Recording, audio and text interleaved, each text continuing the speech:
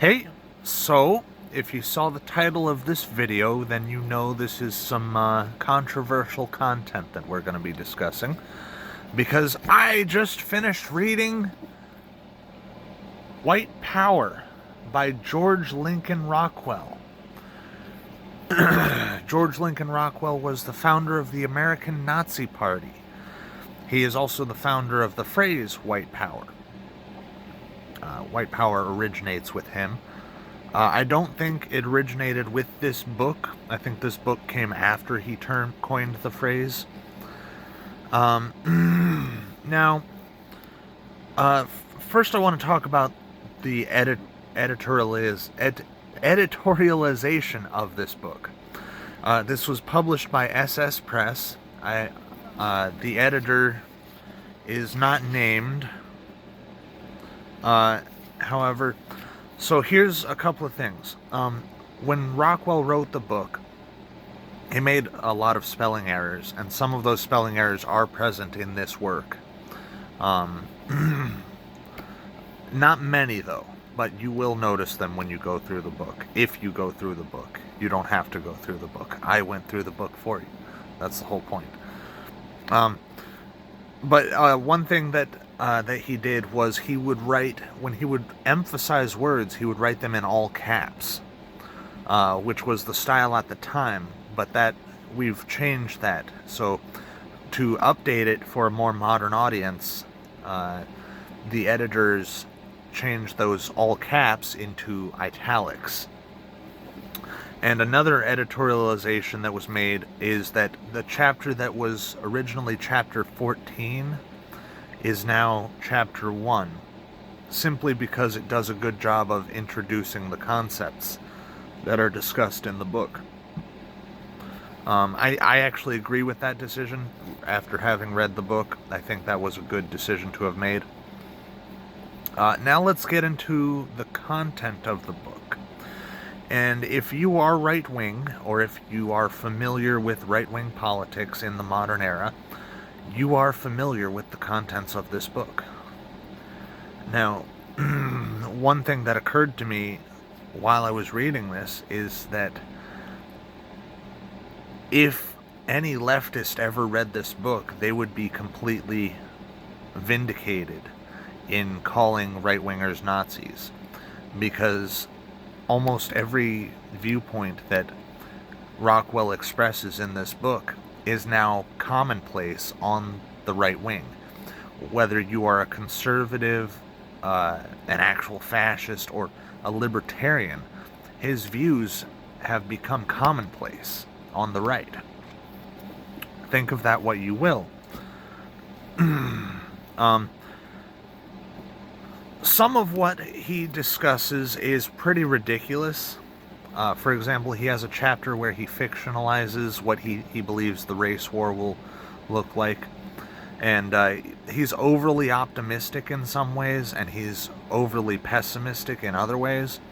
For example, he believes that there will be legally owned guns at the time that the race war kicks off, which, if you believe that the enemy has taken charge of everything and they are already in the process of removing your rights, why would you believe that?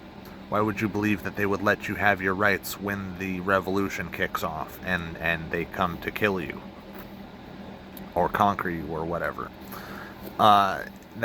So he's overly optimistic in that regard.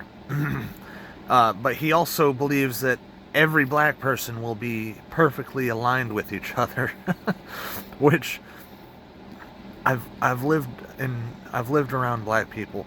They're not all the same. They don't all agree with each other. They don't all like each other. They are not going to unify like that. I mean, black people are more unified than whites in the modern era, but they aren't perfectly unified the way that he is describing in this book. So he's overly pessimistic in that regard. Specifically what he says is that the black people in the National Guard will take over the National Guard and kill off their white leaders, and and then they'll just use the National Guard to conquer the rest of the country. It's ridiculous. It would never happen. um, Now, one thing that you may be asking yourself is, does he just spout off baselessly? Oh, wait, before I get to that, there was a chapter in here where he got very incoherent. It was called 50 Years of Failure, where he's talking about the Conservative Party, and he's talking about how there's really two kinds of conservatives. There's conservatives that are woke to the Jewish problem and race and all that, and they are sneaky about it, and their sneaky attempts fail. And then there are conservatives that are not woke to that, and they are just serving the same masters as the liberals. But in that chapter, he discusses how he basically says we need to be open about our agenda. We need to use real tactics. But then he also says that we need to use the same tactics that the Jews used, which he describes as deception and manipulation. But then he also says deception and manipulation are not good. And then he's like, power must be gained legitimately.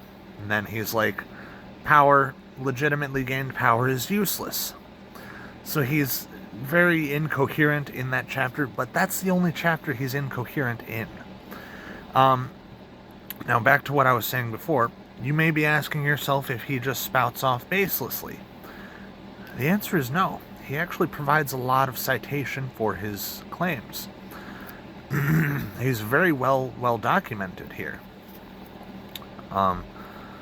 There's a lot that even I wasn't aware of. But does that mean that National Socialism is the solution to the problem? I don't believe so. I don't think so. And in fact, his own variant of National Socialism was not the same as Hitler's. So I think he was closer to being in line with a Rothbard or a Mises than to actual Hitlerism. So this was a very interesting book. It was actually recommended first by what's it called? Libertarian Reaction by Insula Key recommends that you read this book. So that was where I got the initial inspiration to read the book. But then I asked around, and everyone I asked was like, yeah, get the book. You should read that. So I got it. So that's about all I wanted to talk about. Thank you for watching. Peace.